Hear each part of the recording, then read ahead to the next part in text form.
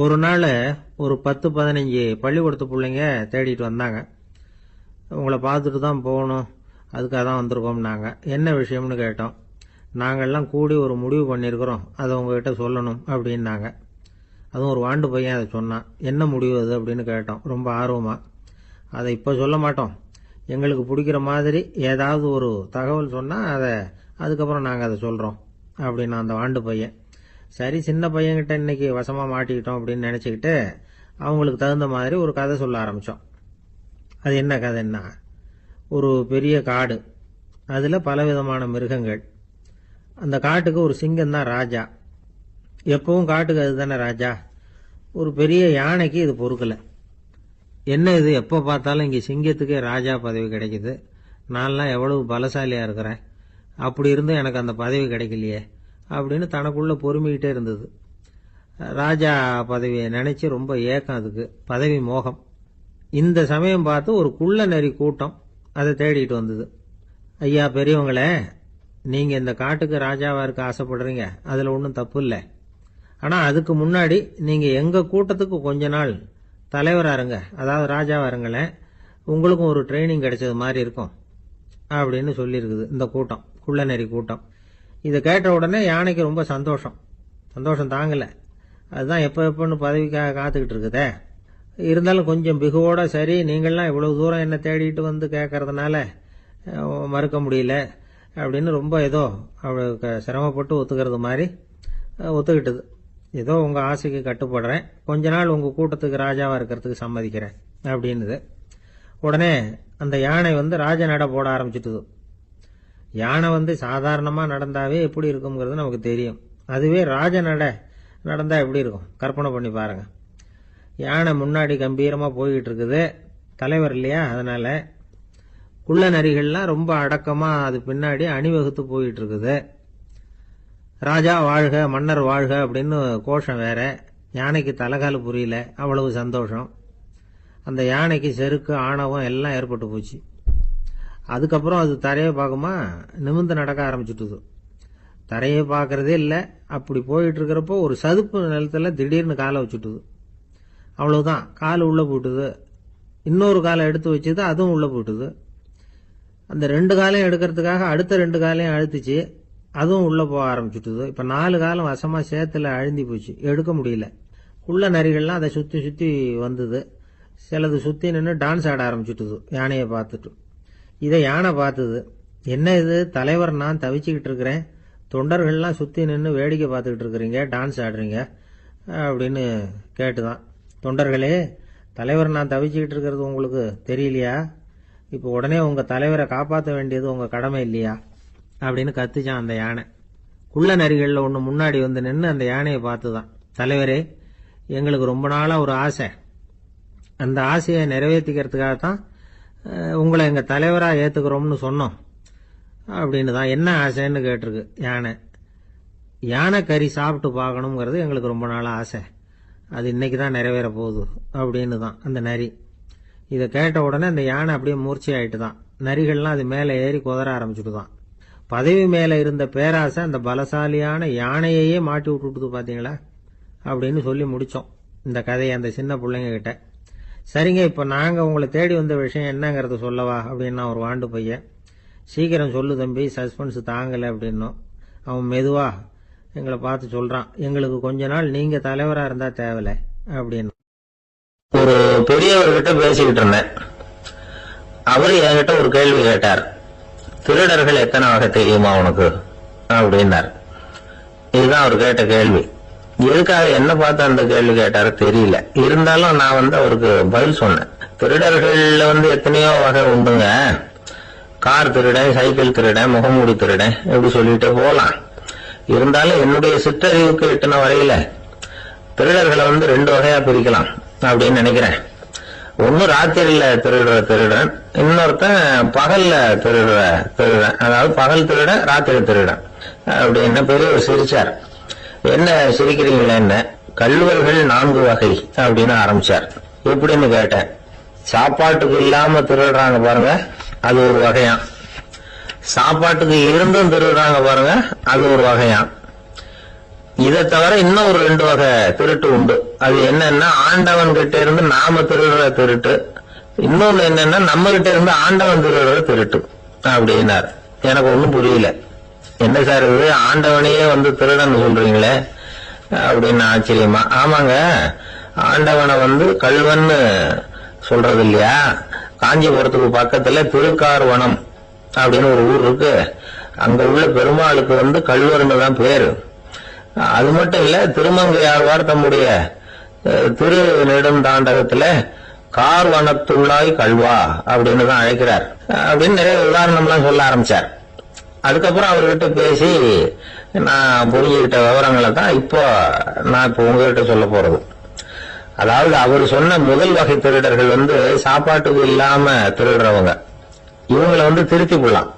சாப்பாட்டுக்கு இருந்தும் பணம் சேர்க்கணுங்கிற ஆசையால பொய் கணக்கெல்லாம் எழுதுறாங்க பாருங்க, அவங்க தான் 2வது வகை. 3வது வகை திருட்டு தான் மிகப்பெரிய திருட்டு. இறைவனுக்கு சொந்தமானத நம்முடையதுன்னு நினைக்கிற திருட்டு. எது இறைவனுக்கு சொந்தமானது அப்படின்னா ஆத்மா. பகவானுக்கு சொந்தமான ஆத்மாவை நம்முடையதுன்னு நினைக்கிறது தான் அந்த மாபெரும் திருட்டு. இதுக்கு பேர் தான் ஆத்மாபகாரமா. சரி, இதுக்கு பரிகாரம் என்ன? எல்லாம் இறைவனுடையது, நமக்கு ஒண்ணும் இல்லை அப்படின்னு நினைக்கிறது தான் இதுக்கு பரிகாரம். இதெல்லாம் இருக்கட்டும். 4வது திருட்டு ஒண்ணு சொன்னோம்ல, ஆண்டவன் நம்ம கிட்ட இருந்து திருடுறது. அது எப்படி? ஆண்டவனை வந்து கள்வன்னு சொல்றாங்க, அது சரி. அவர் என்னத்தை திருடினார்? இப்போ இன்னொருத்தருக்கு சொந்தமான ஒன்னை எடுத்து வச்சுக்கிறது தான் கள்ளத்தனம். ஆனா ஆண்டவன் எடுத்துக்கிட்டோம்னா இருக்கிறது எல்லாமே அவனுக்கு சொந்தம். அப்படி இருக்கிறப்போ அவரை எப்படி கள்வன்னு சொல்றது? இது என்ன புரியாம இருக்குது அப்படின்னு சொல்லி பார்த்தா அதுக்கும் விளக்கம் சொல்றாங்க அவங்க. அதாவது ஆண்டவனுக்கு வந்து உருவமே கிடையாது, அருவமா இருக்கிறவன், அதாவது உருவம் இல்லாம இருக்கிறவன். அப்படி உள்ள பகவான் வந்து நம்மள மாதிரி உருவத்துல இருக்கிறான். நம்மள மாதிரியே கையை காலு மூக்கெல்லாம் இருக்குது ஆண்டவனுக்கு. இந்த உருவம் நம்ம கிட்ட இருந்து திருடினது தானே. அவன் வந்து தன்னுடைய உண்மையான திருமையை வந்து நமக்கு காட்டாம, அதாவது தரிசனம் கொடுக்காம இருக்கிறது கள்ளத்தனம் தானே. அதனாலதான் இதுவும் ஒரு பெரிய திருட்டு, இருக்கிறதுலயே மிகப்பெரிய திருட்டு அப்படிங்கிறார். என்கிட்ட இருந்த பேசிக்கிட்டு இருந்தாரு, இந்த விஷயம்லாம் சொல்லிட்டு இருந்தாரு இந்த பெரியவர். அதாவது திருட்டை வந்து ஆன்மீக நோகத்துல அவர் பாக்குறார். நம்ம பார்வையில இதை விட அபூர்வமான திருட்டுலாம் இங்க உண்டு, அபூர்வமான திருடர்களும் உண்டு. ஒரு திருடன் சிறையிலிருந்து விடுதலையாகி வெளியில போனான். கொஞ்ச நாள்ல மறுபடியும் திரும்பி ஜெயிலுக்கு வந்துட்டான். அப்போ சிறை அதிகாரி அவனுக்கு வந்து அறிவுரை சொன்னாராம். ஏன்பா, இப்படி அடிக்கடி தப்பு பண்ணிவிட்டு ஜெயிலுக்கு வந்துடுறியே, உனக்கு சொந்த பந்தம் எதுவும் இல்லையா? உனக்கு அப்பா, அண்ணன், தம்பிகள் அவங்க கூட எல்லாம் சேர்ந்து வாழணுங்கிற ஆசை இல்லையா அப்படின்னு கேட்டிருக்காரு. அவங்களோட சேர்ந்து வாழணுங்கிற ஆசை எனக்கு நிறைய உண்டுங்க சார் அப்படின்னு அவன். அப்புறம் எதுக்கு இப்படி ஜெயிலுக்கு வந்துடுற அப்படின்னாரான் அவரு. அவங்க எல்லாருமே இங்கதானே சார் இருக்காங்க அப்படின்னு அவன். ஒரு ஊர்ல ஒரு கோயில் இருந்தது, ரொம்ப பழைய கோயில். உள்ள போறதுக்கே பயமா இருக்கும், எந்த நேரத்துல இடிஞ்சு விழுந்துருமோ அப்படிங்கிற பயம். அப்படி இருந்ததுனால யாரும் துணிஞ்சு சாமி கும்பிடுறதுக்கு அங்க போறதில்ல. கோயிலுக்கு வர்ற கூட்டம் கொஞ்சம் கொஞ்சமா குறைய ஆரம்பிச்சுட்டுது. கோயில் நிர்வாகிகள் எல்லாரும் கூடி உட்காந்து பேசினாங்க. என்ன பண்ணலாம்னு யோசனை பண்ணாங்க. எந்த இடம் மோசமா இருக்கோ அந்த இடத்த பழுது பார்த்தாங்க. அங்க எங்க வர்ணத்தை பூசி கொஞ்சம் அழகுபடுத்தி பார்த்தாங்க. ஏதோ இந்த ஊர்ல கோயில்னு ஒண்ணு இருக்கு, அது மக்களுக்கு தெரியணும் அப்படிங்கறதுக்காகத்தான் இப்படிலாம் பண்ணாங்க. இருந்தாலும் கோவில் இருக்கிற நிலைமை மக்களுக்கு தெரியும், அதனால அங்க வர்றது குறைச்சிக்கிட்டாங்க அவங்க. ஒரு கட்டத்துல யாருமே வர்றதில்ல, நிலைமை அந்த அளவுக்கு ஆயிட்டுது. மறுபடியும் கோவில் நிர்வாகிகள் கூட்டம் நடந்தது.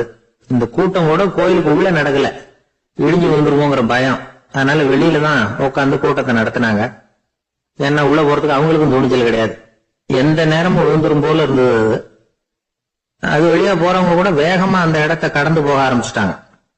கோவில் நிர்வாகிகள் வெளியில உட்கார்ந்து கூட்டம் போட்டாங்க இல்லையா, அந்த கூட்டத்துல 4 தீர்மானங்களை நிறைவேற்றினாங்க. அது என்ன 4 தீர்மானம்னா, முதல் தீர்மானம், இந்த கோவிலை இடிப்பது அப்படிங்கிற முடிவை இந்த கமிட்டி மிகவும் வருத்தத்துடன் ஏற்றுக்கொள்ளுகிறது அப்படின்னு நிறைவேற்றினாங்க. இதுக்கு பதிலா இன்னொரு கோவிலை உடனடியாக கட்டி முடிச்சுடணுங்கிறது 2வது தீர்மானம். 3வது தீர்மானம் என்ன தெரியுமா, பழைய கோவிலின் கதவுகள், அதிலிருந்து பிரிச்சு எடுக்கிற செங்கல், இதையே புது கோவில் கட்டுவதற்கு பயன்படுத்திக் கொள்ள வேண்டியது. பழைய கோவில் இருந்த மாதிரியே அதே வடிவத்துல புது கோவிலையும் கட்ட வேண்டியது. பழைய கோவிலின் அஸ்திவாரத்தை அப்படியே வச்சுக்கிட்டு அதுக்கு மேல நாம கோவிலை கட்டிக்க வேண்டியது. இதுதான் 3வது தீர்மானம். இதையும் கமிட்டி முழு மனசோட ஏத்துக்கிட்டது. இது வரைக்கும் சரி. இப்ப அந்த கமிட்டி 4வதா ஒரு முக்கியமான தீர்மானத்தை கொண்டுகிட்டு வந்து அதையும் ஏகமனதா நிறைவேற்றி விட்டது. அது என்ன தீர்மானம்னா, புதிய கோவில் கட்டி முடிக்கிற வரைக்கும் பழைய கோவிலை இடிக்கிறதில்லை அப்படிங்கிற தீர்மானம். எப்படி இருக்குது பாருங்க. இது பழசை இடிக்காத வரையில அதே இடத்துல புதுசா எப்படி கட்ட முடியும்? பல விஷயங்கள்ல நாம நடந்துகிற முறையும் இப்படிதான் இருக்குதான். வாழ்க்கையில முன்னேறணும்னு ஆசைப்படுவோம். அதே நேரத்துல அந்த முன்னேற்றத்துக்கு எது தடையா இருக்கோ அதை விட்டு விடுறதுக்கும் மனசு வராது. வெளிநாட்டுல ஒரு பெரிய விருந்து நடந்துகிட்டு இருந்துதான். எல்லாரும் மது கோப்பையும் கையுமா அலைஞ்சுகிட்டு இருக்கிறாங்க. ஒருத்தர் மட்டும் கையில எதுவும் இல்லாம ரொம்ப நல்ல பிள்ளையா சாதுவா ஒரு ஓரமா தனியா உட்கார்ந்து இருக்கிறார். அவர்கிட்ட நெருங்கி வாங்க மது சாப்பிடலாம் அப்படின்னு கூப்பிட்டாங்களாம்.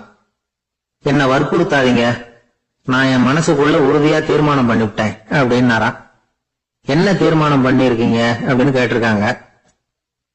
ஏற்கனவே முழு போதையில் இருக்கும் பொழுது மறுபடியும் மது கோப்பையை தொடரதில்லை அப்படின்னு தீர்மானம் பண்ணிருக்கேன் அப்படின்னாராம். ரொம்ப பேருக்கு கூட்டத்துல பேசுறதுன்னா பயம். நமக்கு ஒன்னும் தெரியாதுன்னு மத்தவங்க நினைச்சிடக்கூடாதுங்கிற எண்ணம் தான் இதுக்கு காரணம். ரொம்ப முக்கியமான ஒரு கூட்டம்னா பயம் அதிகமா இருக்கும். முக்கியமானவங்க எல்லாம் வருவாங்களே, அவங்க எல்லாம் நம்மளை பத்தி மட்டமா நினைச்சிருவாங்களே அப்படிங்கிற பயம் வந்துடும். ஆனா மேடை பேச்சுங்கிறது அவ்வளவு கடினமான ஒரு காரியம் இல்லைங்கிறாங்க அது சம்பந்தமான நிபுணர்கள். யாரும் பேச்சாளர் ஆகலாம், இது ஒன்றும் பெரிய கிஃப்ட் கிடையாது அப்படின்னு அவங்க சொல்றாங்க. நீங்க ஒரு சிறந்த பேச்சாளர் ஆகணுமா அப்படின்னா அதுக்குன்னு சில ஆலோசனைகளை சொல்லி வச்சிருக்கிறாங்க அனுபவசாலிகள். முதல் ஆலோசனை என்னன்னா, உங்க பேச்சு எளிமையா இருக்கணும். ஏதாவது ஒரு கருத்து அல்லது 2 கருத்து சொன்னா போதும். 20 அல்லது 30 கருத்துக்களை சொல்லிட்டே போகக்கூடாது. 2வது ஆலோசனை, நீங்க என்ன பேச போறீங்கிறது முதல்ல உங்களுக்கு நல்லா புரியணும். அதுக்கப்புறம் தான் அதை அடுத்தவங்களுக்கு புரிய வைக்க முடியும். எப்படி ஆரம்பிக்க போறோம், எந்த கருத்தை முக்கியமா வலியுறுத்த போறோம், எப்படி முடிக்க போறோம் அப்படிங்கறத முதல்ல நல்லா சிந்திச்சு மனசுல வச்சுக்கணும். கடைசியா என்ன சொல்றீங்களோ அதுதான் கேட்கறவங்க மனசுல நிக்கும். 3வது ஆலோசனை என்னன்னா, உங்க பேச்சு சுருக்கமா இருக்கணும். ஒரு 15 நிமிஷம் பேசுறது ரொம்ப பொருத்தம். மணிக்கணக்கில் பேசிக்கிட்டு இருக்கிறது நல்லதில்லை. 4வது ஆலோசனை, நீங்க பேசுறது உண்மையா இருக்கணும். உங்களுக்கு உண்மையான அனுபவங்கள் இருக்கும், அதை சொல்லலாம். உங்களுடைய உண்மையான அனுபவங்களை மற்றவங்களோட பகிர்ந்துக்கணும், அதுதான் முக்கியம். 5வது ஆலோசனை, ஆரம்பத்தில் கொஞ்ச நேரம் உங்களை பத்தியும் எதிரில் உள்ளவங்களை பத்தியும் சம்பந்தப்படுத்தி ஏதாவது பேசி ஒரு நெருக்கத்தை ஏற்படுத்திக்கணும். ஒவ்வொருத்தரும் இப்ப இவர் பேச போறது நம்ம சம்பந்தப்பட்டது அப்படின்னு நினைக்க ஆரம்பிச்சிருவாங்கல்ல, அதுக்கப்புறம் அவங்க கேட்க தயாராயிட்டாங்கன்னு அர்த்தம். எதிரில் உட்கார்ந்துருக்கிற கூட்டத்திலிருந்து 3 பேரை தேர்ந்தெடுங்க. அதாவது வலது பக்கம் ஒருத்தர், நடுவுல ஒருத்தர், இடது பக்கம் ஒருத்தர். அதாவது உங்களை ரொம்ப கனிவாகவும் ஆர்வமாகவும் பார்க்கிறவரா பார்த்து தேர்ந்தெடுத்துங்க மனசுக்குள்ள. நீங்க பேசும்பொழுது என்ன பண்ணணும்னா, இவங்களை நேருக்கு நேரா மாறி மாறி பார்த்துக்கிட்டே பேசுனீங்கன்னா நீங்க ஏதோ ஒட்டுமொத்த கூட்டத்தையும் பார்த்து பேசுறதாக ஒரு உணர்வு அது ஏற்படுத்திவிடும். 6வது ஆலோசனை என்னன்னா, சொற்பொழிவுன்னா நீங்க பேசணும், படிக்கக்கூடாது. எழுதி படிக்கிறது நல்லா இருக்காது. குறிப்புகள் வேணும்னா வச்சுக்கலாம். படிக்கிறது பேப்பர்ல இருந்து வர்றது மாதிரி இருக்கும், பேசுறது இதயத்திலிருந்து வர்றது மாதிரி இருக்கும். அப்புறம் 7வது ஆலோசனை சொல்றாங்க. அது என்னன்னா, மேடையில ஏறி நின்ன உடனே இயல்பா மூச்சை இழுத்து விட்டுங்க, இயல்பு நிலைக்கு வாங்க, அதுக்கப்புறம் இயல்பா பேச ஆரம்பிக்கலாம் அப்படிங்கிறாங்க. இவ்வளவும் பேச்சு கலையில் வல்லுநர்களா இருக்கிறவங்க சொல்லுகிற ஆலோசனைகள். இதையெல்லாம் கடைபிடிச்சா நமக்கும் அதுக்கும் வெகு தூரம்னு நினைச்சுக்கிட்டு இருந்த ஒண்ணு இப்ப கிட்டத்துல நெருங்கி வந்துடும். நாம சொல்றபடியெல்லாம் அது கேட்கும். ஒரு பேச்சாளர், அவருக்கு சுருக்கமாவே பேச தெரியாது.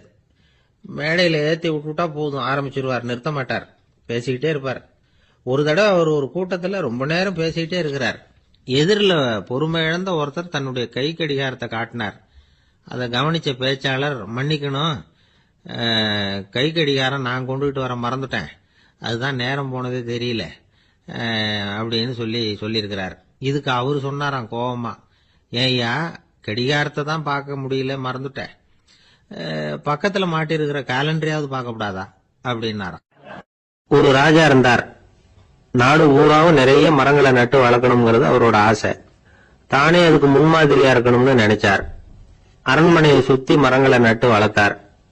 இத பார்த்துட்டு ஜனங்களும் அவங்கவுங்க வீட்டை சுத்தி மரக்கன்றுகளை நட்டு வளர்த்தாங்க. கொஞ்ச காலத்துல ஊரு பூரா பசுமையா மாறிச்சு. எல்லாருக்கும் சந்தோஷமா இருந்தது. இது ஒரு பக்கம் இருக்கட்டும். இப்ப நான் சொல்ல போற கதை வேற.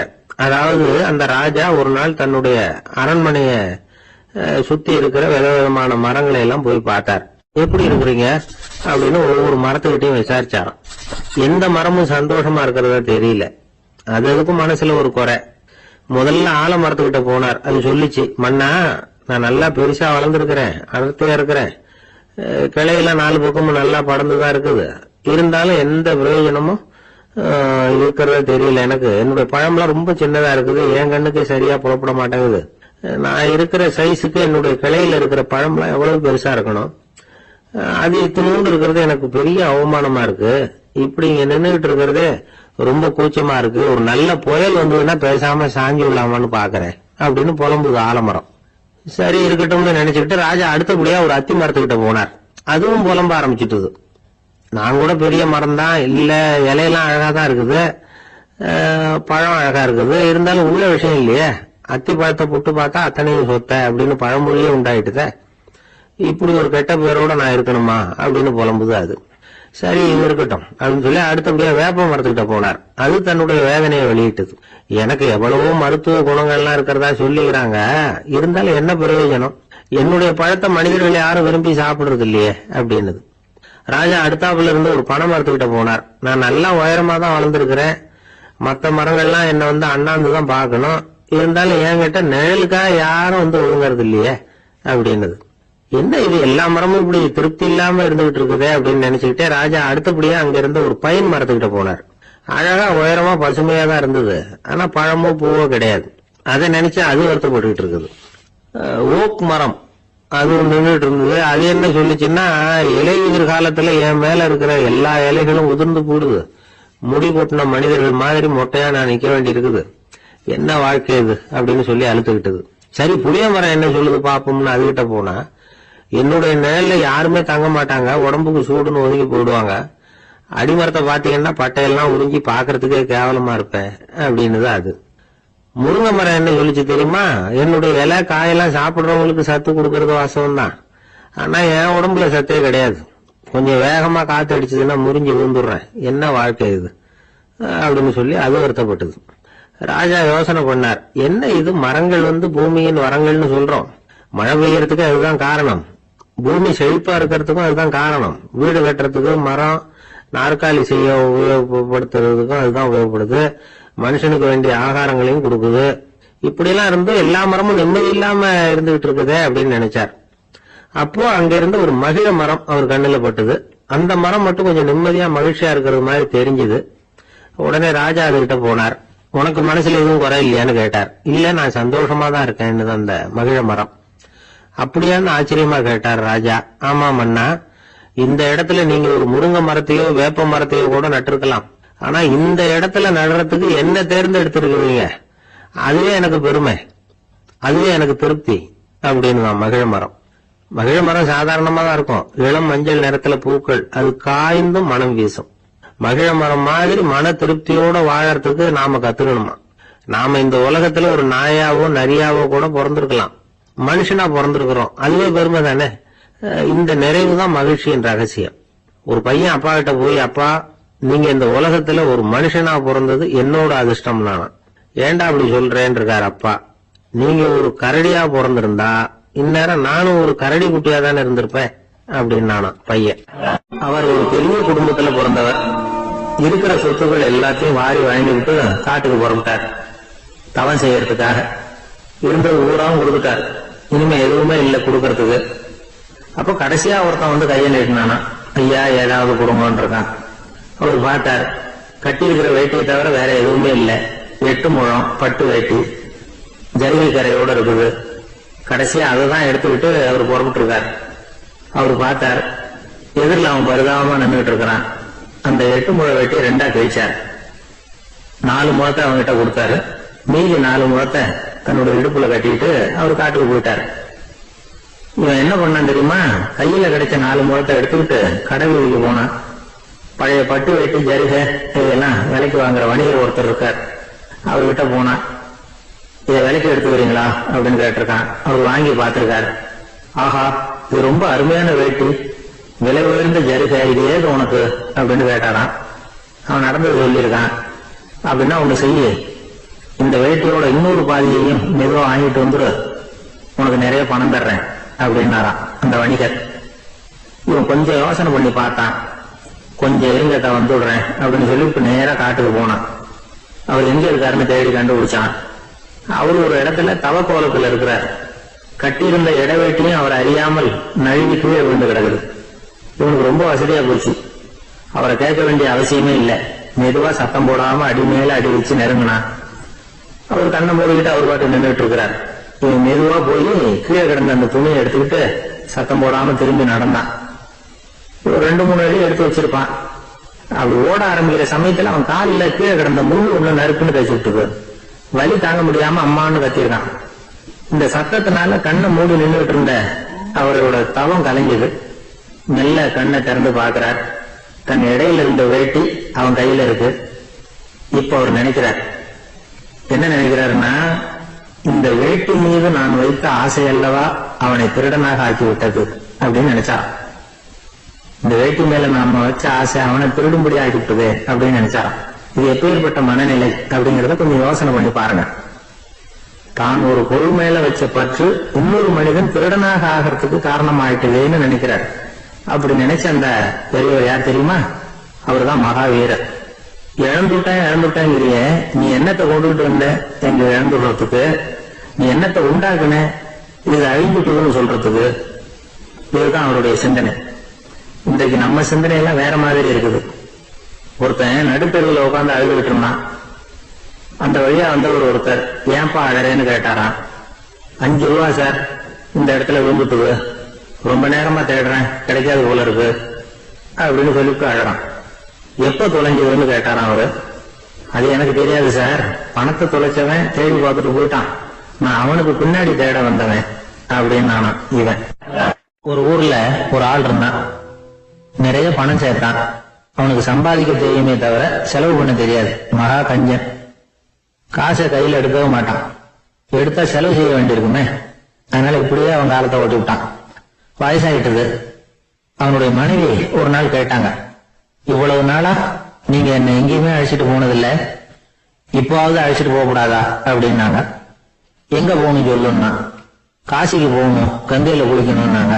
இவன் பார்த்தான், இதுக்கு ஏன் அவ்வளவு தூரம் செலவு பண்ணிட்டு போகணும், நம்ம ஊர் ஆத்திலேயே குளிக்கலாமே, இதுவும் புண்ணிய நதிதான், இங்க குளிச்சா அங்க குளிச்ச பலன் கிடைச்சிரும் அப்படின்னா. சரின்னு 2 பேரும் ஆத்தங்கரைக்கு போனாங்க. அன்னைக்கு ஏதோ விசேஷம், நிறைய கூட்டம், நிறைய பேர் குளிச்சுக்கிட்டு இருக்கிறாங்க.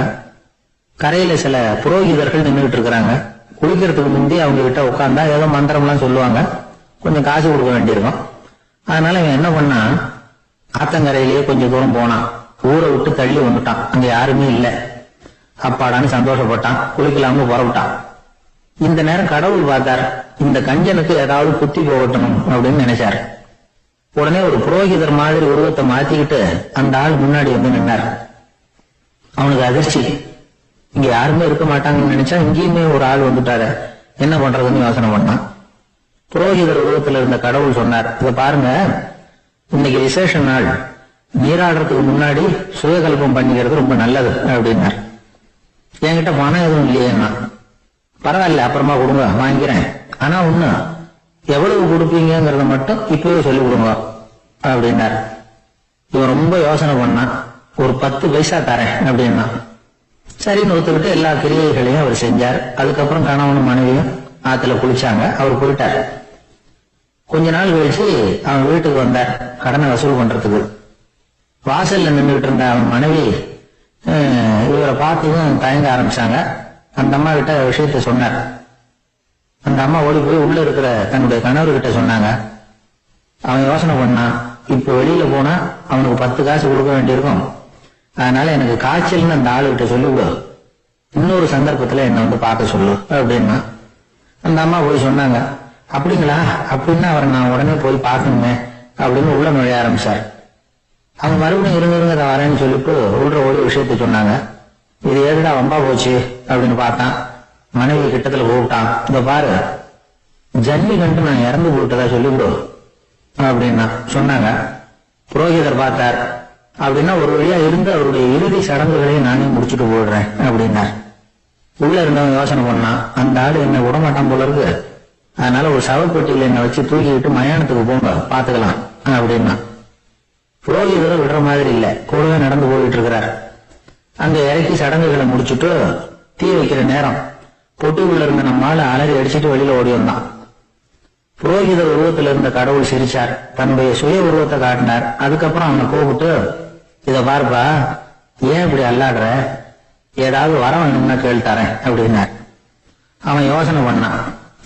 பகவானே, ஒரே ஒரு வரம் தான் உங்ககிட்ட கேட்கணும்னா என்ன வேணும் கேளுன்னார். அந்த 10 பைசா தட்சணையை தள்ளுபடி பண்ணா போதும் அப்படின்னா. கடவுளும் சரின்னு சொல்லிட்டு போயிட்டார். இப்படி ஒரு கதையை சுவாமி சிவானந்தர் சொல்லியிருக்கிறார். செல்வந்தர்கள் பல பேர் இப்படித்தான் இருக்கிறாங்க. தாங்களும் அனுபவிக்க மாட்டாங்க, அடுத்தவங்களுக்கும் கொடுக்க மாட்டாங்க. இது மாதிரியான கஞ்சர்களுக்கு இந்த உலகம் இல்லை, அந்த உலகம் இல்லைங்கிறார் அவர். இந்த கதையில கடவுள் கடன் வசூலுக்கு வந்தது மாதிரி நம்ம ஊர் ஆள் ஒருத்தன் இன்னொருத்தர்கிட்ட 10 பைசா கடன் கொடுத்துட்டான். திருப்பி வாங்கறதுக்கு நடையா நடக்கிறான். கடைசியா கேட்டான், நீ எப்பதான் கடனை திருப்பி தர போற, அதை முடிவா சொல்லணுமா. வர்ற வியாழக்கிழமை கண்டிப்பா கொடுத்துருவேன் அப்படின்னாலும் அவன். அன்னைக்கு நான் ஊர்ல இருக்க மாட்டேன் அப்படின்னாலும் இவன்.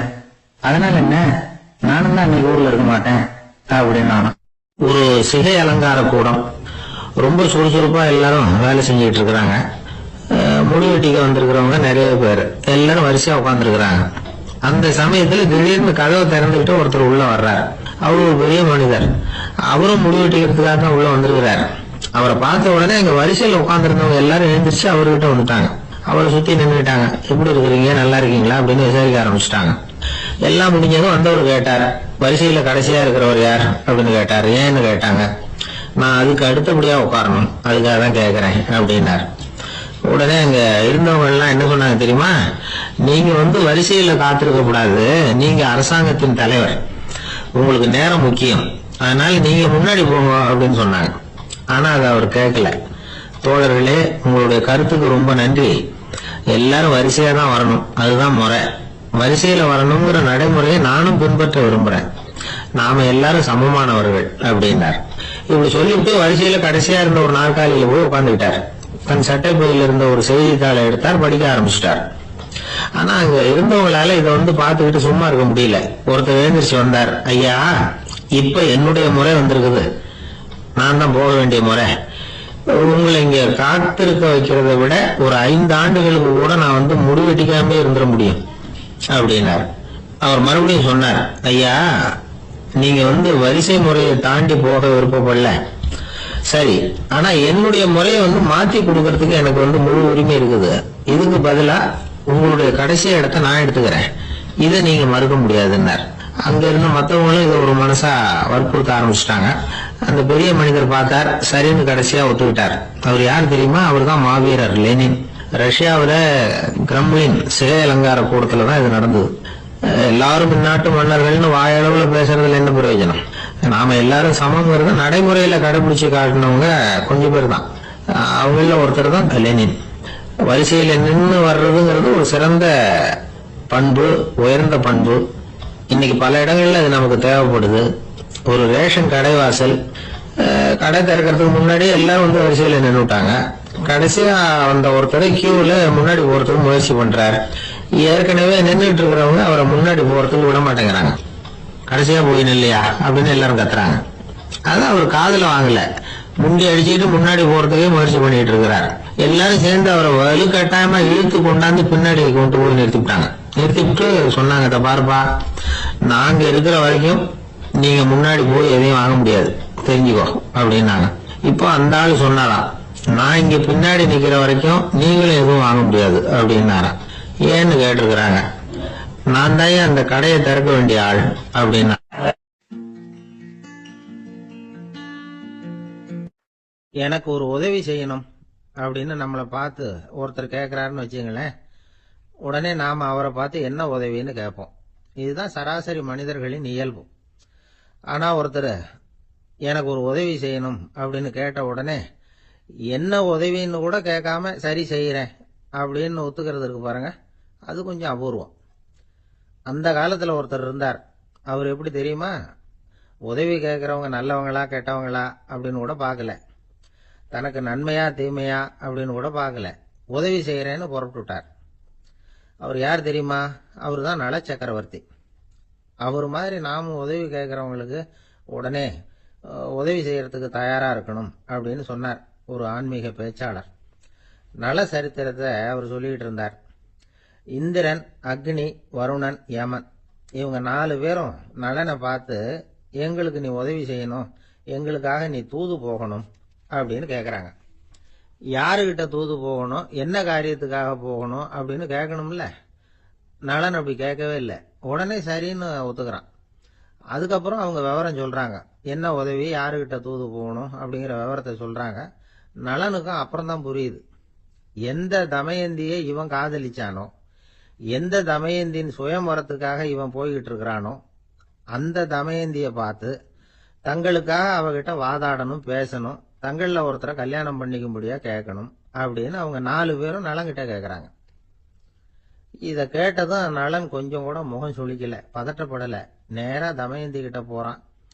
இந்திரன், அக்னி, வருணன், யமன் இவங்களோட சிறப்புகளை எடுத்து சொல்றான். இவங்களில் ஒருத்தரை கல்யாணம் பண்ணிக்கலாம் அப்படின்னு சொல்லி கேட்டுக்கிறான். ஆனா இதுக்கு தமயந்தி சம்மதிக்கல. சுயம்பரம் நடக்குது, அவ நலனை தேர்ந்தெடுக்கிறா. அந்த 4 பேரும் நலனுக்கு நிறைய வரங்கள்லாம் கொடுக்குறாங்க. அதுக்கப்புறம் இப்படி போகுது கதை.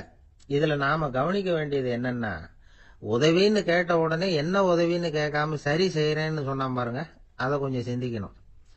செய்யறேன்னு ஒத்துக்கிட்டதுக்கு அப்புறம் அது என்ன உதவின்னு தெரிஞ்சும் முகம் சுளிக்காம அதை செஞ்சான் பாருங்க, அதையும் கொஞ்சம் சிந்திக்கணும். நம்மால் ஒருத்தன் ஒரு நண்பனை தேடி போனா, எனக்கு ஒரு உதவின்னா சரி சொல்லுன்னா, இப்போ உங்ககிட்ட 2 கார் இருந்தா என்ன பண்ணுவேன்னா, உடனே அதில் ஒன்று உங்ககிட்ட கொடுத்துருவேன்னா, அவன் உங்ககிட்ட 2 பங்களா இருந்தா என்ன பண்ணுவேன்னா, அதில் ஒன்று உங்ககிட்ட கொடுத்துருவேன்னா, உங்ககிட்ட 2 பேனா இருந்தா என்ன பண்ணுவேன்னா, அதில் ஒரு பேனாவை உங்ககிட்ட கொடுக்க மாட்டேன்னா அவன். ஏன்டா அப்படி சொல்றேன்னா, ஏன்னா இப்போ நிஜமாவே என்கிட்ட 2 பேனா இருக்கு, அதனால அப்படி சொல்றேன் அப்படின்னு நானா அவன். தானத்துல சிறந்தது எது அப்படின்னு ஒரு கேள்வியை கேட்டு, தானத்துல சிறந்தது நிதானம் அப்படின்னு அதுக்கு ஒரு பதிலும் சொல்றவங்க உண்டு. நிதானம் ரொம்ப அவசியம், அதுவும் இன்றைய உலகத்துக்கு ரொம்ப அவசியம். இன்னைக்கு உலகம் ரொம்ப பரபரப்பா போயிட்டு இருக்குது. பொறுமையா இருக்கணும்னு நினைக்கிறவங்களால கூட அப்படி இருக்க முடியறதில்ல. பொறுமையை சோதிக்கிறது மாதிரி பல சம்பவங்கள், அதையெல்லாம் சந்திச்சே தீர வேண்டி இருக்குது. எங்க போனாலும் கியூல நிக்க வேண்டி இருக்குது, எங்க போனாலும் காத்துக்கிட்டு இருக்க வேண்டியிருக்கு. ஆபீஸ்லயோ வீட்லயோ கூட நீங்க நிதானமா பொறுமையா நடந்துக்க தெரியலன்னா உங்களுக்கு சிடுமூஞ்சி, முசுடு இப்படிலாம் பேர் வச்சிருவாங்க. அது உங்களுக்கு தேவையா? சரி, வாழ்க்கையில் பொறுமைசாலின்னு பேர் வாங்கறதுக்கு என்ன வழி? முதல் பாயிண்ட், நீங்க நினைக்கிறது, எதிர்பார்க்கறது, செய்யறது எல்லாமே 100% கரெக்டா நடக்கணும்னு ஆசைப்படக்கூடாது. எதுவா இருந்தாலும் அதுல ஓரளவுக்கு தவறு நடக்கலாம் அப்படிங்கறத எதிர்பார்த்தே இருக்கணும். ஓரளவுக்கு அதை அனுமதிக்கணும். ஒரு நண்பரை 6 மணிக்கு ஒரு இடத்துக்கு வர சொல்லி இருக்கிறீங்க, 6 மணிக்கு அவர் வரல, உடனே பொறுமை இழந்து நடந்துக்க கூடாது. ஒரு 10 நிமிஷம் டிலே ஆகலாம். ஒரு வர்ற வழியில பஸ்ஸு கூட ஏதாவது டிராபிக்ல மாட்டியிருக்கலாம். அதெல்லாம் எதிர்பார்த்தே கொஞ்சம் காத்திருக்கிறதுல ஒன்றும் தப்பு இல்லை. சில சமயம் டிலே ஆகிறது கூட நல்லதா முடியும். ஒரு பஸ்ஸை தவற விட்டுட்டு ஐயோ கொஞ்சம் ஒரு 2 நிமிஷம் முன்னாடி வந்திருந்தா பிடிச்சிருக்கலாமே அப்படின்னு தவிச்சுக்கிட்டு இருப்பாங்க சில பேர். அடுத்தபடியா வர்ற பஸ் நேரடியா நீங்க போக வேண்டிய இடத்துக்கே கொண்டு போய் விடுற பஸ்ஸா கூட இருக்கலாம். அது உங்களுக்கு முன்னாடி தெரியாதுல்ல. சில நெருக்கடியான சூழ்நிலைகளை தமாஷா எடுத்துக்கிறதுக்கு பழகிக்கணும். சில இடங்களுக்கு போறப்ப காத்திருக்கிறதுக்கு நம்ம மனசை தயார்படுத்திக்கிட்டே போகணும். ஒரு ரயிலுக்கோ பஸ்ஸுக்கோ அல்லது விமானத்துக்கோ கப்பல் பிரயாணத்துக்கோ போறப்போ அங்க போய் நீங்க மணிக்கணக்கில் கூட காத்துக்கிட்டு தான் இருக்கணும். புறப்படுற நேரம் கூட மாறலாம். நீங்க போய் சேர்ந்ததும் அது உடனே புறப்படணும்னு கட்டாயமா என்ன? அது மாதிரி சமயத்துல படிக்கிறதுக்குன்னு சில சுவாரஸ்யமான புத்தகங்களையும் கையில் எடுத்துக்கலாம். உங்களை சுத்தி எவ்வளவோ சுவாரஸ்யமான சம்பவங்கள் நடந்துகிட்டு இருக்குதுல்ல, அதையெல்லாம் வேடிக்கை பாருங்க. எதுக்காக காத்துக்கிட்டு இருக்கிறோமோ அந்த காரியத்துல உண்மையாவே நமக்கு ஒரு அக்கறை இருந்தா நமக்கு போர் அடிக்காது. சில கோயில்கள்ல பார்த்திருப்பீங்க, தரிசனத்துக்காக பக்தர்கள் நாள் கணக்குல காத்துக்கிட்டு இருப்பாங்க. அவங்க எல்லாம் அழுத்துக்கிறது இல்ல. ஆண்டவனை தரிசிக்கணுங்கிற உண்மையான அக்கறை இருக்கிறதுனால அவங்களுக்கு போர் அடிக்கிறது இல்ல. ஆனால் சில சினிமா தியேட்டரில் கூட பார்க்கலாமே, சினிமா கியூ கூட அப்படிதான். சாயந்தரம் 6 மணி ஆட்டத்துக்கு காலம்பரம் 6 மணிக்கே போய் கூட காத்துக்கிட்டு இருப்பாங்க. அவங்களுக்கெல்லாம் போர் அடிக்காது, படம் பார்க்குற ஆர்வம். இன்னொரு முக்கியமான விஷயத்த நாம் பழக்கப்படுத்திக்கணும். லிவ் ஃபார் தி மூமெண்ட் அப்படிங்கிறாங்க நிபுணர்கள். ரொம்ப பேர் எப்படின்னா அடுத்தபடியாக நடக்க போகிற விஷயத்திலேயே கவனமாக இருப்பாங்க. அந்த நினைப்புலேயே இந்த நிமிஷத்தை பொறுமை இல்லாமல் கழிப்பாங்க. ஒருத்தர் இருக்கார், அவர் எப்படின்னா ஆஃபீஸ் முடியறதுக்குள்ளேயே சார் 5 மணிக்கெல்லாம் ரெடியாக இருங்க, நாம் அந்த ஹோட்டலில் போய் டிஃபன் சாப்பிட்ணும் அப்படின்னு 4 மணிலேருந்து சொல்லிகிட்டு இருப்பார். 4:55 பரபரப்பாக ஓடி வருவார். 2 பேரும் புறப்படுவோம், ஹோட்டலுக்கு போவோம், சாப்பிட்டுக்கிட்டு இருப்போம். அப்படி சாப்பிட்டுட்டு இருக்கிறப்ப சார் சாப்பிட்டு முடிச்சது நேராக ஒரு ஜவுளி கடைக்கு போகிறோம் அப்படிம்பார். பரபரக்க சாப்பிட்டு முடிப்பார், புறப்படுவார். ஜவுளி கடையில் அவசரமாக சீக்கிரம் பில் போடுங்க சார், சினிமாவுக்கு நேரம் ஆகிடும்பார். சினிமா தியேட்டரில் உட்காந்து அடுத்தபடியாக எங்கே டின்னர் சாப்பிட்றதுன்னு யோசனை பண்ணிகிட்டு இருப்பார். ராத்திரி படுக்கையில் விழுந்ததுக்கு அப்புறமும் நாளைக்கு காலையில் எழுந்திரிச்சதும் அதை பண்ணணும் இதை பண்ணணும்னு திட்டம் போட்டுக்கிட்டே இருப்பார். அதாவது எப்பவும் அடுத்த நிமிஷம், அடுத்த நாள், அடுத்த வாரம், அடுத்த வருஷம், இதுதான் அவங்க சிந்தனை. இந்த நிமிஷம் என்ஜாய்மெண்ட்டை அவங்க இழந்துடுறாங்களாம். அதனால தான் வாழ்நாள் பூரா பொறுமையின்மை, அவஸ்தை, அல்லல். அதனால நாம் எல்லாரும் வாழ்க்கையில் நிதானமாக இருக்கிறதுக்கு கற்றுக்கணுமா. அதுக்காக இந்த நிதானத்துக்கு வேற விதமான அர்த்தம் பண்ணிக்கக்கூடாது. ஒருத்தர் அப்படித்தான் ஒரு தடவை அவருடைய குதிரை காணாமல் போயிட்டு தான். அதுக்காக அவர் கவலைப்படல, நிம்மதியாக இருந்தார், சந்தோஷமாக இருந்தார். என்ன சார் இது, உங்கள் குதிரை திருட்டு போயிட்டுதுங்கிறீங்க, நீங்கள் கவலைப்படாமல் இருக்கிறீங்களே அப்படின்னு கேட்டாங்களாம். அதுக்கு அவர் சொல்லியிருக்கார், நல்ல வேலை சார், கட்டியிருந்த குதிரை காணாமல் போயிருக்குது. நான் அது மேலே உட்காந்துருக்கிற சமயம் அது காணாமல் போயிருந்ததுன்னா, திருட்டு போயிருந்ததுன்னா நானும் சேர்ந்துல காணாமல் போயிருப்பேன் அப்படின்னாராம். எவ்வளவு நிதானமான ஆள் பாருங்க. ஒரு நாள் காலை நேரம் ஒரு குரு படுக்கையை விட்டு எழுந்திருக்கிறார். உடனே சீடர்களை பார்த்து எல்லாரும் இப்படி வாங்கங்கிறார். எல்லாரும் வர்றாங்க வேகமா. என்னங்க வேணும் உங்களுக்கு அப்படிங்கிற மாதிரி எல்லாரும் குருவை பார்த்தாங்க பயபக்தியோட. குரு அந்த சீடர்களை பார்த்து, இதோ பாருங்க, இப்போ நான் ஒரு சிக்கலான விவகாரத்தில் மாட்டிக்கிட்டு இருக்கிறேன், அதை நீங்கள் தீர்த்து வச்சா நல்லதுன்னார். சீடர்களுக்கு ஒன்றும் புரியல.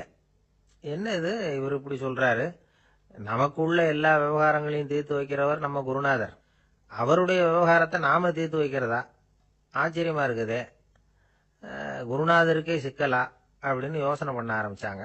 இருந்தாலும் ரொம்ப பணிவா கேட்டாங்க, சுவாமி உங்களுக்கே சிக்கலா, இந்த உலகத்து சிக்கல்களுக்கும் சிரமங்களுக்கும் அப்பாற்பட்டவர் அல்லவா தாங்கள், அப்படிப்பட்ட உங்களுக்கு சிக்கல்னா அது எப்படி அப்படின்னாங்க. எனக்கு ஏற்பட்டிருக்கிற சிக்கல் அவ்வளவு பெருசு, ரொம்ப பெரிய விவகாரம் அது அப்படின்னார் குரு. கொஞ்சம் விவரமா சொல்லுங்க அப்படின்னாங்க இவங்க. இப்ப அந்த குரு விவரத்தை சொன்னார். அதாவது நேற்று ராத்திரி நான் ஒரு கனவு கண்டேன். அந்த கனவுல நான் ஒரு பட்டாம்பூச்சியா மாறிட்டேன். அப்படி மாறி ஒவ்வொரு மலரா பறந்து போய் உட்காந்து தேன் சாப்பிட்டேன் அப்படின்னார். சீடர்கள் இதை கேட்டதும் ரொம்ப திகைச்சு போயிட்டாங்க. என்ன இது ஒரு பெரிய பிரச்சனையா, ஒரு சாதாரண கனவு கண்டதுக்காகவா இந்த காலை வேளையில நம்மளையெல்லாம் குருநாதர் இவ்வளவு அவசரமா கூப்பிட்டுருக்கார் அப்படின்னு நினைச்சாங்க. இருந்தாலும் கேட்டாங்க, இதுல என்ன சிக்கல் சுவாமி, கனவுங்கிறது எல்லாருக்கும் வரத்தானே செய்யும் அப்படின்னார் ஒரு சீடர். சீடர்களே, பிரச்சனை அது இல்லை. நான் இன்னைக்கு காலையில கண்ணு முழிச்சு பார்த்தப்போ நான் நானாக மறுபடியும் மாறிட்டேங்கிறத தெரிஞ்சுக்கிட்டேன்.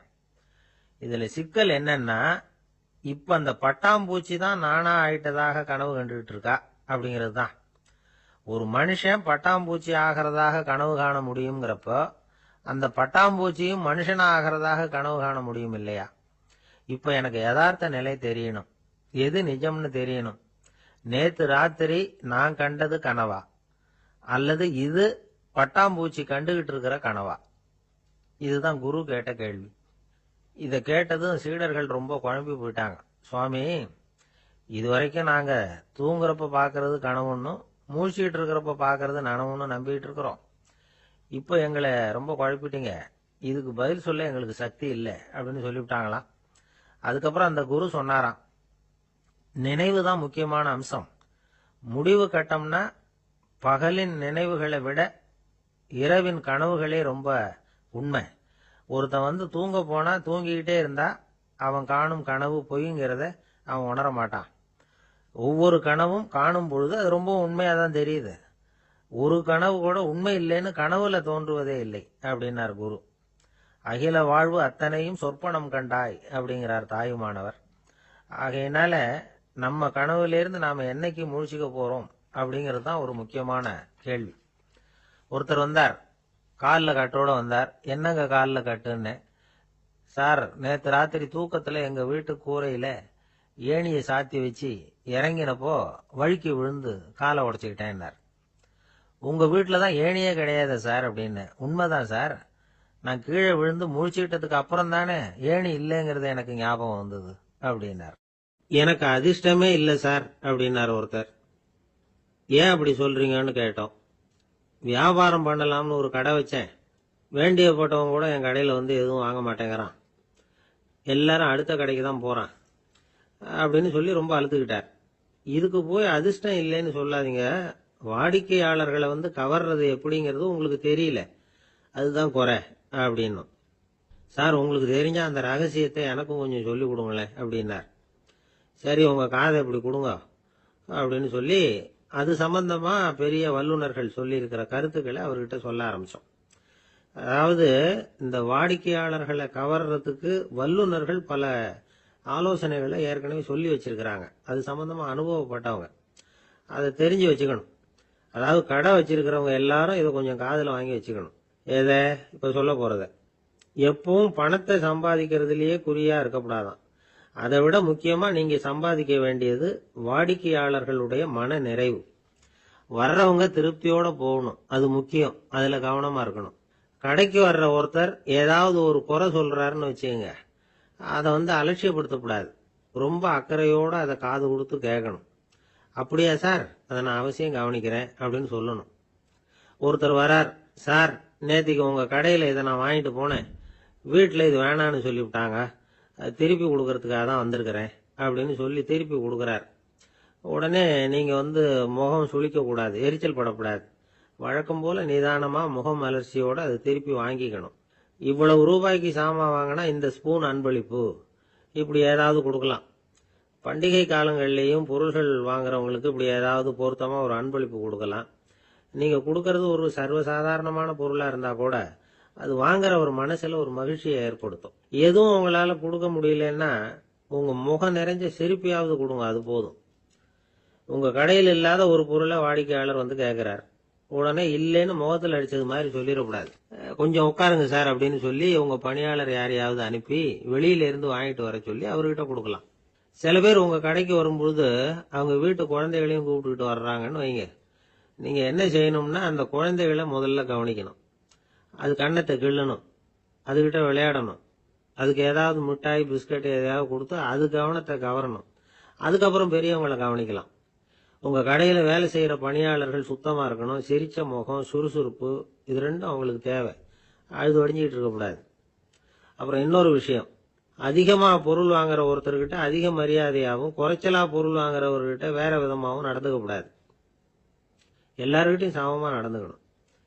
5 ரூபாய்க்கு வாங்கினாலும் சரி, 500 ரூபாய்க்கு வாங்கினாலும் சரி, அவங்க கிட்ட நீங்க காட்டுற மரியாதையில வித்தியாசம் இருக்கக்கூடாது. எல்லாத்துக்கும் மேல உங்க கடையில ஒரு பொருள் வாங்கினா அது உண்மையானதா இருக்கும், தரமுள்ளதா இருக்கும் அப்படிங்கிற நினைப்பு ஜனங்களுக்கு வரணும். அதனால தரமான பொருளையே நீங்க வந்து உங்க கடையில வச்சிருக்கணும். இது வரைக்கும் நான் சொன்னதையெல்லாம் கவனத்துல வச்சுக்கிட்டு நீங்க கடையை ஆரம்பிச்சீங்கன்னா வியாபாரம் பிச்சுக்கிட்டு போகும். அப்படி போகலன்னா அதுக்கப்புறம் கேளுங்க. ஏன்னா இந்த யோசனைகள்லாம் அனுபவப்பட்டவங்க சொல்லி இருக்கிற யோசனைகள். இந்த யோசனைகள்ல நீங்க எச்சரிக்கையா இருக்க வேண்டிய ஒரு விஷயம் உண்டு. அது என்னங்கிறதையும் தெரிஞ்சு வச்சுக்கிறது நல்லது. என்னுடைய நண்பர் ஒருத்தர் வந்தார். சார், உங்க யோசனையை கேட்டதுனால நான் ஒரு அறை வாங்கினதுதான் மிச்சம்னார். என்ன ஆச்சுன்னு கேட்டேன். எங்க கடைக்கு ஒரு பெரிய அம்மா குழந்தைய தூக்கிட்டு வந்தாங்க சார். உங்க யோசனைப்படி அந்த குழந்தையோட கண்ணத்தை கிள்ளணும்னு முயற்சி பண்ணினேன். திடீர்னு அந்த நேரம் பார்த்து அந்த குழந்தை தலையை குனிஞ்சுக்கிட்டுது. என் கை வந்து குழந்தையோட கண்ணத்துக்கு பதிலா அது தூக்கிட்டு வந்தவங்க கண்ணத்தை கிள்ளிவிட்டுது. அதுதான் அப்படி ஆயிட்டுது அப்படின்னார் கண்ணத்தை தடவிக்கிட்டே. ஒரு நண்பர் சினிமா படம் தயாரிக்கிறவர், அவர்கிட்ட ஒரு நாள் பேசிக்கிட்டு இருந்தேன். அது எப்படி சார், நீங்க எடுக்கிற எந்த படமும் கையை கடிக்காத அளவுக்கு எடுத்துடுறீங்களே, அது எப்படின்னு கேட்டேன். அது ஒன்றும் பெரிய விஷயம் இல்லை சார். பெண்களுக்குன்னு சில உருக்கமான காட்சிகள், இளைஞர்களுக்குன்னு சில நடனங்கள், அடிதடி காட்சிகள், அப்புறம் வயசானவங்களுக்குன்னு சில ஆன்மீக காட்சிகள், சின்ன பிள்ளைங்களுக்கு சிரிப்பு, இப்படி எல்லாமும் சேர்த்து நான் படம் எடுக்கிறேன். மசாலா படம்னு பேரு. இது ரொம்ப பெருசா இல்லைன்னாலும் ஓரளவுக்கு சுமாரா ஓடிரும், கையை கடிக்காது அப்படின்னார். இது ஒரு உத்தி. சில பத்திரிகை ஆசிரியர்களும் இந்த உத்தியை கையாளுறது உண்டு. இந்த உத்திக்கு பார்னம் உத்தி அப்படின்னு பேர். பார்னம் எஃபெக்ட் அப்படின்னு சொல்லுவாங்க. அதாவது ஃபீனியஸ் டி பார்னம் அப்படின்னு ஒருத்தர் அமெரிக்காவில் இருந்தாராம். அதாவது 19ஆம் நூற்றாண்டுல அமெரிக்காவில் கொடிகட்டி பறந்த ஒரு சர்க்கஸ் நிறுவனத்தின் அதிபர் அவர். இந்த உலகத்துல ஒவ்வொரு நிமிஷமும் ஒரு ஏமாளி பறந்துகிட்டே இருக்கிறான் அப்படிங்கிறது அவருடைய சித்தாந்தம். ஒவ்வொருத்தரையும் திருப்திப்படுத்துற அளவுக்கு அம்சங்களை கொஞ்சம் கொஞ்சமா கலந்து கேளிக்கை நிகழ்ச்சிகளை நடத்தினது தான் அவருடைய மகத்தான வெற்றிக்கு காரணம். அதனால அந்த உத்தியை யாரு கடைபிடிச்சாலும் சரி, அதுக்கு பார்னம் உத்தி அப்படின்னு பேர் வந்துட்டுது. ஜோசியம் சொல்றவங்களுக்கும் இந்த உத்தி தான் கை கொடுக்குது. ஒரு விஷயத்த ஒருத்தருடைய கோள் நிலைகள் அல்லது கையெழுத்து நிரூபிக்கிறதாக அவர்கிட்ட சொன்னா அதை அவர் நம்பிவிடுவார். ஆனா அந்த விஷயம் நல்லதா இருக்கணும், நேர்மையானதா இருக்கணும், அதாவது பாசிட்டிவா இருக்கணும். 8ஆம் இடத்துல குரு, 9ஆம் இடத்துல சனி, நீங்க ஒரு பெரிய மேதை தான் அப்படின்னு சொல்லுவாங்க. கேட்கறவங்களுக்கு அதை மறுக்கிறதுக்கு மனசு வராது. அப்படி சொல்லும் பொழுது கூடவே என்ன கொஞ்சம் முன்கோபம் அதிகமா இருக்கும், இருந்தாலும் அது உடனே மறைஞ்சிரும் அப்படின்னு சில அற்ப விஷயங்களையும் சொன்னாலும் அதையும் சரிதான்னு சொல்லி ஒத்துக்குவாங்க.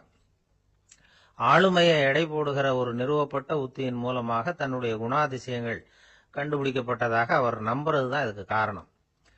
இந்த மாசம் பணத்தட்டுப்பாடு கொஞ்சம் இருக்கும், உடம்புல ஏதாவது கொஞ்சம் அசௌகரியம் இருக்கும், வீட்டுக்குள்ள லேசா மனஸ்தாபம் வரலாம், இது மாதிரி பொதுப்படையா சிலதை சொன்னாலே போதும், மக்களை நம்ப வச்சுடலாம். இதெல்லாம் நமக்கு மட்டும்தான் ஏற்படுது அப்படின்னு சொல்லி அவங்க நினைக்கிறது தான் காரணம். இதுதான் பாரணம் உத்திங்கிறது. மனிதர்கள் பாராட்டுகளை விரும்புறதும் விமர்சனங்களை வெறுக்கிறதும் பாரணம் உத்தியின் அடுத்த கூறு. அதனால ஒருத்தருக்கு ஜோசியம் சொன்னாலும் சரி, அவருடைய ஆளுமையை மதிப்பிடுறதாக இருந்தாலும் சரி, அவரை புகழற மாதிரி இருந்தாலும் சரி, அப்படி இருந்தாதான் அது சரியா இருக்கும். சாதகமான விஷயங்களை அதிகமாகவும் பாதகமான விஷயங்களை நாசூக்காவும் சொன்னா மக்கள் அதை நம்பிடுவாங்க. ஒருத்தரை கருமின்னு சொன்னா ஏத்துக்க மாட்டார். அதையே கொஞ்சம் மாத்தி நீங்க கொஞ்சம் சிக்கனமான ஆசாமி அப்படின்னு சொன்னா நீங்க சொல்றது சரிதான் சார் அப்படிம்பார். நீங்க பெரிய செலவாளி தான், இருந்தாலும் நல்ல விஷயங்களுக்கு தான் செலவழிப்பீங்க அப்படின்னு சொல்லணும். இப்படி இந்த பாரணம் உத்தியை கடைபிடிச்சு இன்னைக்கு வெற்றிகரமா காலம் தள்ளுறவங்க நிறைய பேர் இருக்கிறாங்க.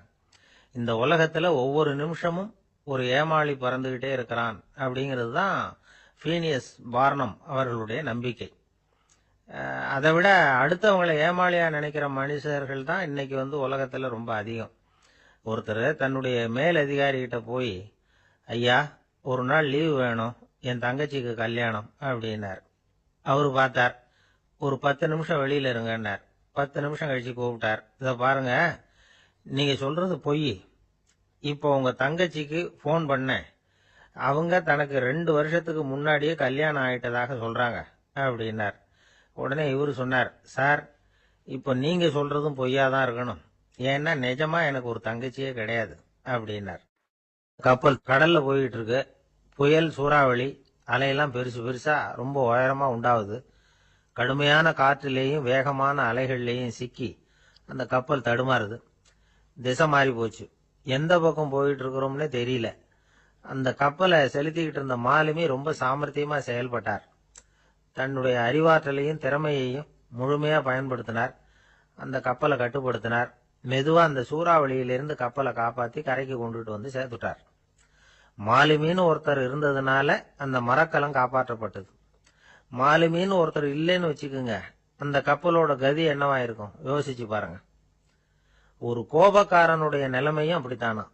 கோபக்காரன்கிறவன் ஒரு மாலுமி இல்லாத மரக்கலம் அப்படிங்கிறார் நபிகள் நாயகம். கொந்தளிக்கிற கடல்ல கொடுமையான அலைகளின் உச்சியில அல்லல் படுகிற மரக்கலத்தை விட மோசமானது கோபக்காரனின் நிலைமை அப்படிங்கிறது அவருடைய கருத்து. அது மாதிரி இதுன்னு சொல்லல, அதை விட மோசம் இது அப்படிங்கிறார். ஏன் தெரியுமா? ஒரு கப்பல் கடல்ல தடுமாறினா அதை சரிப்படுத்த மாலுமி இருக்கிறார். அவர் தன்னுடைய சாமர்த்தியத்தினால அதை கட்டுப்படுத்தி சரியான வழிக்கு கொண்டுட்டு வந்துருவார். ஆனா கோபக்காரனுடைய நிலைமை அப்படி இல்லை அப்படிங்கிறார் நபிகள் நாயகம். மனித மனம் ஒரு மரக்கலம், அறிவு அதுல இருக்கிற மாலுமி. மாலுமி மரக்கலத்தை செலுத்துறான். அவனுக்கு கட்டுப்பட்டு அது ஓடுது. ஆனா கோபக்காரன்கிற மனுஷங்கிட்ட அறிவுங்கிற மாலுமி சரியா வேலை செய்ய மாட்டான். ஏன்னா கோபம் அந்த மாலுமியின் கண்களை அவிச்சிரும், காதுகளை கேட்காம பண்ணிவிடும். கண்ணையும் காதையும் மூடிவிட்டு கப்பலை ஓட்டுனா எப்படி ஓட்டுறது? அதனால கோபக்காரன் மாலுமி இல்லாத மரக்கலம். இடி மின்னல்ல மாட்டிக்கிட்டு கஷ்டப்படுற கப்பல் மாதிரி கஷ்டப்படுறான். பெரியவங்கள்லாம் என்ன சொல்றாங்க? உனக்கு கெடுதல் பண்ணவனுக்கும் நீ நன்மையை செய், எவருடைய விருப்பு வெறுப்பையும் பொருட்படுத்தாதே. பரம எதிரிக்கும் நீ நன்மை செய்ய ஆரம்பிச்சா உன்னுடைய தூய நிலையை பார்த்துட்டு அவனும் உனக்கு நெருக்கமான நண்பனா ஆயிடுவான்.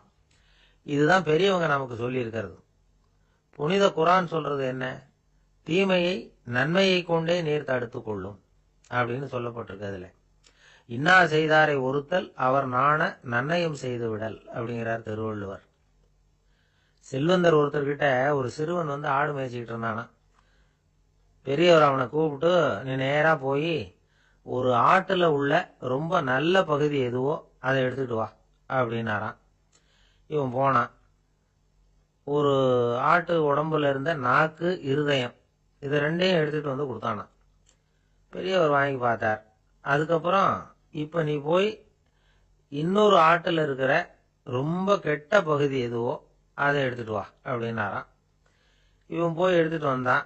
அவன் கையில இருந்தது மறுபடியும் அதே மாதிரி நாக்கு, இருதயம், இது ரெண்டும் தான். என்னது இப்பவும் அதையே கொண்டுட்டு வந்திருக்கிற அப்படின்னாராம் பெரியவர். இவன் சொன்னானா, ஒரு உடம்புல உள்ள ரொம்ப நல்ல பொருளும் இதுதான், ரொம்ப கெட்ட பொருளும் இதுதான் அப்படின்னானா. இளம் வயசுல இப்படி பதில் சொன்னவர் தான் பேரறிஞர் லுக்மானுல் ஹக்கீம் அவர்கள். கோபப்படாம இருந்தா இது ரெண்டும் நல்லா வேலை செய்யும், கோபப்பட்டா இது ரெண்டும் மோசமா வேலை செய்யும். அதை புரிஞ்சுக்கிறதுக்காகத்தான் இன்னைக்கு இந்த தகவல். கோபம் வந்துட்டா நாம என்ன செய்யறோங்கிறது நமக்கே தெரியாது. ஒருத்தர் டாக்டர் கிட்ட போனார் அவசரமா. டாக்டர், எனக்கு இப்ப கடுமையான கோப வெறி, எனக்கு கண்ணு மண்ணு ஒன்னும் புரியல, உடனடியாக அதை கட்டுப்படுத்தணும், உடனே இதுக்கு ஏதாவது ஒரு மாத்திரை கொடுங்க ப்ளீஸ் அப்படின்னார். அந்த டாக்டரும் உடனே ஒரு மாத்திரையை கொடுத்து, இதை உடனே போடுங்க, நான் தண்ணி கொண்டுட்டு வரேன்னு உள்ள போனார். தண்ணியோட திரும்பி வந்தார். இவரு சொன்னார், டாக்டர், நீங்க கொடுத்த மாத்திரை ரொம்ப பெருசா இருந்தது, இருந்தாலும் கஷ்டப்பட்டு முழுங்கிட்டேன்னார். டாக்டர் சந்தேகத்தோட மேசையை பாக்குறார். பார்த்தா மாத்திரை அங்கேயே இருக்குது, பேப்பர் வெயிட்ட காணல. சில பேர் ஆளை பார்த்தா 60 வயசு மாதிரி தோணும், உண்மையான வயசு என்னன்னு பார்த்தா 40 அல்லது 45. சில பேரை பார்க்கறதுக்கு 45 மாதிரி தெரியும், உண்மையிலேயே 65 தாண்டி இருப்பாங்க. ஒரு மனிதனுக்கு 2 வகையான வயது உண்டுங்கிறார் ஓஷோ. அதாவது உடம்புக்குன்னு ஒரு வயசு, மனசுக்குன்னு ஒரு வயசு. முதல் உலக மகாயுத்தம் நடந்தது இல்லையா, அது முடிஞ்சதுக்கு அப்புறம் முதல் தடவையா மனிதனின் மூளை வளர்ச்சியை பத்தி மனநல வைத்தியர்கள் ஒரு கணக்கெடுப்பு சோதனை நடத்தினாங்களாம். அது வரைக்கும் மனிதனுக்கு 2 வகையான வயது உண்டுன்னு யாரும் சிந்திச்சதே இல்லையா. அந்த உலக மகாயுத்தம் முடிஞ்சதுக்கு அப்புறம் மனிதனுடைய சராசரி மனதின் வயதை கணக்கிட்டு பார்க்கும் பொழுது அவங்களுக்குலாம் ரொம்ப அதிர்ச்சியா இருந்துதான். ஏன்னா அது ரொம்ப பின்தங்கிய நிலையில இருந்திருக்கு, வளர்ச்சி அடையாத நிலையில இருந்திருக்கு. அவங்க கண்டுபிடிச்ச பிரகாரம் அப்போ மனசோட சராசரி வயசு என்ன தெரியுமா? 14.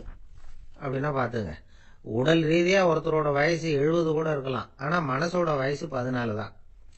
இதுக்கு நேர்மாறா அமைஞ்சு போச்சுன்னு வச்சுங்க. அதாவது ஒருத்தருக்கு உண்மையிலேயே 14 வயசு, அதாவது உடலோட வயசு 14, அவரோட மனசின் வயசு 70ன்னு வச்சுக்கோங்க. இப்படி அமைஞ்சுட்டதுன்னா அவர் சீக்கிரம் ஞானத்தன்மை அடைஞ்சிருவார் அப்படின்னு அர்த்தம். இப்ப நமக்கெல்லாம் உடம்போட வயசு மனசோட வயசு ரெண்டும் ஒன்னா இருந்துட்டா அதுவே போதும், அதுவே பெரிய விஷயம். இப்ப எமர்சன் கிட்ட போய் ஒருத்தர் கேட்டாராம், உங்க வயசு என்ன அப்படின்னு. அவர் உடனே பதில் சொல்லியிருக்கார், 360 வருஷம் அப்படின்னாராம். கேட்டவர் குழம்பி போயிட்டார். அவர் என்ன சொல்றாரு, 360 வயசா? என்ன நம்ம காதல தான் சரியா விழலையா? எமர்சன் எப்பவும் உண்மையை பேசுற ஒரு சிறந்த அறிவாளி, அவர் இப்படிலாம் பொய் சொல்ல மாட்டாரே அப்படின்னு ஒரு யோசனை பண்ணிக்கிட்டே அவர் மறுபடியும் அவர் கிட்ட போனாராம். ஐயா, நீங்க சொன்னது சரியா என் காதல விழல, அதனால மறுபடியும் கேட்கிறேன், உங்க வயசு என்ன அப்படின்னாராம். எமர்சன் மறுபடியும் சொல்லியிருக்கிறார், 360 வருஷம்னு. வந்தவருக்கு உண்மையிலேயே அதிர்ச்சியா போட்டுது. அதுக்கப்புறம் மெதுவா ஆரம்பிச்சாராம், ஐயா, நீங்க சொல்றதை என்னால ஏத்துக்க முடியாது. எப்படி பார்த்தாலும் இப்போ உங்களுக்கு வயசு ஒரு 60க்கு மேல இருக்காதுன்னு நினைக்கிறேன். அப்படின்னாராம். நீங்கள் சொல்கிறது சரிதான், அது என் உடம்போட வயசுன்னாராம் எமர்சன். அப்படின்னா ஏற்கனவே நீங்கள் சொன்னது அப்படின்னு கேட்டிருக்காரு, அது என் மனசோட வயசு அப்படின்னாராம். நம்மளை பொறுத்த வரைக்கும் அறிவு தூசு படிஞ்சிருக்கு, அது மாதிரியே அன்பும் மாசுபட்டிருக்கு. இது ரெண்டையும் சுத்தம் பண்ண வேண்டியிருக்குது. அப்போ தான் நாம் சரியான வயசில் வாழ முடியும். ஒரு ஆசாமி இருக்கிறார், அவருக்கு உடம்போட வயசு அதிகம், மனசோட வயசு ரொம்ப குறைச்சல், குழந்தை மாதிரி. அவர் ஒரு ஆஸ்பத்திரியில் படுத்திருக்கிறார். நர்சம்மா எல்லாருக்கும் மருந்து கொடுத்துட்டு போகிறாங்க. கொஞ்ச நேரம் கழித்து திரும்பி வந்தாங்க. அப்போ இவர் அந்த அம்மாவை கூப்பிட்டு சொல்கிறார், இதை பாருங்கள் சிஸ்டர், நீங்கள் எல்லாருக்கும் சின்ன சின்ன மாத்திரையாக கொடுத்துட்டு எனக்கு மட்டும் நீளமான மாத்திரையாக கொடுத்துட்டீங்க. முழுங்கிறதுக்கு ரொம்ப கஷ்டமாக போச்சு. இனிமேல் எனக்கும் சின்ன மாத்திரையாக கொடுங்க சிஸ்டர் அப்படின்னாராம். அந்த அம்மா உடனே அதிர்ச்சி ஆகி தலையில் அடிச்சுக்கிட்டாங்களாம். நான் கஷ்டப்பட்டு மாத்திரை முழுங்கினத்துக்கு நீங்கள் ஏமா தலையில் தட்டிக்கிறீங்க அப்படின்னு கேட்டிருக்காரு இவர். இதுக்கு அவங்க சொல்லியிருக்கிறாங்க, நான் உங்களுக்கு கொடுத்துட்டு போனது மாத்திரை இல்லைங்க, அது தெர்மாமீட்டர் அப்படின்னாங்களாம். நாட்டில் நல்லவங்க ஒருத்தர் 2 பேர் இருக்கிறதுனால தாங்க மழையே பெய்யுது அப்படின்னு சொல்கிறது உண்டு. நல்லார் ஒருவர் உளரேல் அவர் பொருட்டு எல்லாருக்கும் பெய்யும் மழை. சில சமயம் ரொம்ப பேர் திடீர்னு நல்லவங்களா ஆகிடுவாங்க போல இருக்கு. அதனால தான் விடாமல் பேய் மழையாக கொட்டி தீர்த்து விடுது. எல்லாரும் நல்லவங்களாகிட்டா உலகமே தாங்காது போல இருக்க. அப்பப்போ ஒருத்தர் 2 பேர் நல்லவங்களாகணும், அப்போ தான் சீராக மழை பெய்யும். மாதத்துக்கு 3 பேர் நல்லவங்களானா மாதம் மும்மாறி பொழியும். இதெல்லாம் வேடிக்கை பேச்சு. இப்போ இதெல்லாம் ஒரு பக்கம் இருக்கட்டும், இப்போ விஷயத்துக்கு வருவோம். ஒரு கும்பலில் நல்லவன் யார் அப்படிங்கிறத எப்படி கண்டுபிடிக்கிறது? இதுக்கு ஒரு வேடிக்கை கதை உண்டு. என்னுடைய நண்பர் ஒருத்தருக்கு அவங்க பாட்டியம்மா சொன்ன கதையா இது. அது என்ன கதைன்னா, ஒரு ஊரில் ஒரு சமயம் பலமான மழை பெய்ய ஆரம்பிச்சுட்டு தான். இடி மின்னல் ரொம்ப கடுமையாக இருந்திருக்குது. ஆரம்பித்த மழை வர வர கடுமையாகிட்டு இருக்குதே தவிர நிற்கிற பாடா தெரியல. ஊர் ஜனங்கள்லாம் பார்த்தாங்க. இதுக்கு மேலேயும் வீட்டுக்குள்ளே இருந்தால் ஆபத்துங்கிறத புரிஞ்சுக்கிட்டாங்க. ஏன்னா வீடெல்லாம் இடிஞ்சு விழுந்துருமோங்கிற பயம். உடனே எல்லாரும் புறப்பட்டு ஊருக்கு பொதுவாக இருந்த ஒரு மண்டபத்தில் போய் தங்கிக்கிட்டாங்க. மின்னல் கடுமையாக இருந்தது, இடி எந்த நேரத்துலையும் விழலாம்ங்கிற நிலைமை. எப்போ விழலாம்னு பார்த்துக்கிட்டு இருக்குது. அந்த மண்டபத்தில் இருந்த ஜனங்கள் மனசுக்குள்ள ஒரு பயம், நம்ம கூட்டத்தில் யாராவது ஒரு கெட்டவன் பாவம் பண்ணவன் இருந்தால் கூட இடி இந்த மண்டபத்தில் விழுந்துரும், அது எல்லாருக்கும் ஆபத்து அப்படின்னு நினைச்சாங்க. சரி, இதுக்கு என்ன பண்ணலாம் அப்படின்னு யோசனை பண்ணாங்க. அந்த கூட்டத்தில் ஒரு பெரியவர் இருந்தார். அவர் ஒரு யோசனை சொன்னார். இதோ பாருங்க, அதுக்கு ஒரு வழி இருக்கு. அதோ எதிர்த்தாப்புல கொஞ்சம் தூரத்தில் ஒரு உயரமாக மரம் ஒன்று இருக்கு பாருங்க. பொதுவாக இடி சுலபமாக விழறது அது மாதிரி உயரமான மரத்தில் தான். நம்ம கூட்டத்தில் இருக்கிறவங்க எல்லாரும் ஒவ்வொருத்தராக போய் அந்த மரத்தை தொட்டு விட்டு திரும்பி வந்துடணும். நம்மள பாவம் பண்ணவன் யாரோ அவன் அந்த மரத்தை தொடுற சமயத்தில் இடி விழுந்துரும், அவன் மட்டும் போயிடுவான், மண்டபத்தில் இருக்கிற நாமெல்லாம் பொழைச்சிக்கலாம் அப்படின்னு ஐடியா கொடுத்தாரு அந்த பெரியவர். இது நல்ல யோசனையாக பட்டது. எல்லாரும் ஒத்துக்கிட்டாங்க. ஒவ்வொருத்தராக போய் அந்த மரத்தை தொட்டு விட்டு திரும்பி வந்தாங்க. இடி எதுவும் விழலை. இன்னமும் பாவம் பண்ண ஆசாமி அதை போய் தொடலை போல இருக்கு அப்படின்னு நினச்சிக்கிட்டாங்க. ஒவ்வொருத்தராக போகிறாங்க, எல்லாரும் போய் தொட்டுவிட்டு வந்தாச்சு. இன்னும் ஒரே ஒரு ஆசாமி தான் பாக்கி. கடைசியாக இருந்த அந்த ஆள் பயந்துட்டான். இது வரைக்கும் இடி விழலைன்னா இப்போ என்ன அர்த்தம்? இப்போ நாம தான் பாக்கி, நாம தான் தப்பு பண்ண ஆள் போல இருக்கு அப்படின்னு நினச்சிட்டான். அதனால துணிச்சலாக போய் தொடுறதுக்கு பயந்தான், தயங்கிக்கிட்டே இருந்தான். இருந்தாலும் மற்றவங்கெல்லாம் சும்மா இருப்பாங்களா? கட்டாயப்படுத்தி கழுத்தை பிடிச்சி தள்ளாத குறையா அவனை தள்ளி விட்டாங்க, போய் தொட்டுட்டு வாடான்னு. அவன் நடுங்கிட்டே போய் அந்த மரத்தை தொட்டான். அதே வினாடி ஒரு பயங்கரமான மின்னல் இடி விழுந்துட்டுது. எங்க விழுந்தது தெரியுமா? அந்த ஆள் மேல இல்ல, மண்டபத்துல விழுந்தது. மண்டபத்துல இருந்தவங்க பூரா காலி. அந்த ஒரு ஆள் மட்டும் புழைச்சிக்கிட்டான். இந்த ஒரு ஆளை காப்பாத்துறதுக்காக தான் இடி மண்டபத்துல விழாம இருந்திருக்குது. இதுதான் கதை. அதனால நல்லவங்க எப்படியும் தப்பிச்சுக்குவாங்க.